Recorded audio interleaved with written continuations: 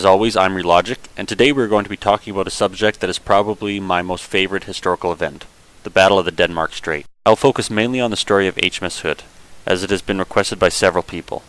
Quite frankly, if it was not for them, I probably wouldn't do this video.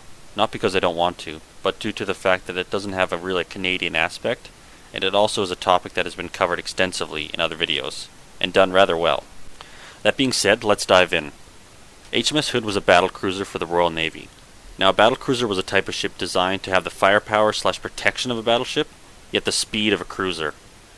This design was similar to the pocket battleships used extensively by the Germans in World War II.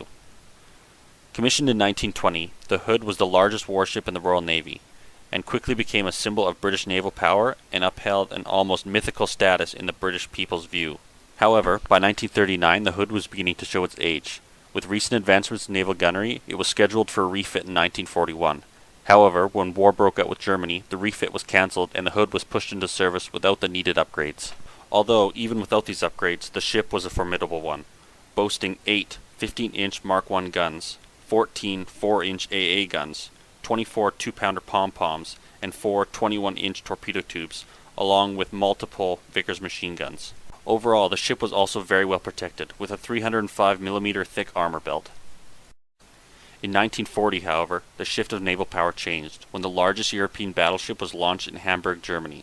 The KMS Bismarck, along with her sister ship KMS Tirpitz, were the next stage in Hitler's Z plan, the plan to build up naval forces. These ships were specifically designed to hunt down and destroy Atlantic convoys, which sent desperately needed supplies to the starving people of England. To accomplish this, the Bismarck was designed with 8 15-inch guns, 12 5.9-inch guns, 16 4-inch guns, 16 1.5-inch guns, and 12 Flak 30 cannons. To protect this massive amount of firepower, the Bismarck also had an armor belt of 320mm of thickness. On the 16th of May, after a visit to the ship, Hitler started Operation Rhine, where the Bismarck, along with the heavy cruiser Prince Eugen, would break out to the Atlantic via the Denmark Strait and attack the shipping lanes. But with the help of the codebreakers at Bletchley Park, and the ship being spotted by Swedish recon planes, the British were soon aware of the Nazi plan. Fearing the damage that these ships could cause, the British Admiralty dispatched HMS Hood and the new battleship Prince of Wales to intercept the Germans in the Denmark Strait. 24th of May, 1941, the greatest, yet one of the shortest naval battles in history would take place. At 5:37 in the morning, British planes launched from battleships spotted the Germans, but the Germans were already ready for them. The Prince Eugen, fitted with hydrophones, had picked up the sounds of the British propellers from kilometers away. At 5:52 a.m., the Hood opened fire on the lead ship Prince Eugen. The Germans returned fire 3 minutes later, concentrating it on the Hood. The Prince Eugen scored the first hit on the Hood's boat deck, starting a large fire. Then, only 5 minutes into the battle, while the Hood made a turn to port to allow her rear 15-inch guns to open fire, a shell from the Bismarck's fifth salvo struck the Hood's aft magazine, with a huge jet of flame shooting into the sky. Imagine a tank getting ammo racked, yet this tank weighs 47.5 thousand tons, and a massive explosion immediately followed, breaking the vessel in two. She sank only 3 minutes later. Of the 1,418 men aboard, only 3 survived. The Prince of Wales, taking a hit to her superstructure and killing most of the men on the bridge, produced smoke and broke contact. The battle only lasted 9 minutes.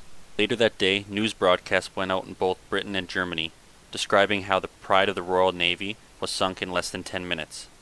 It was a huge morale blow for the British, as they had yet to win a major victory in the war.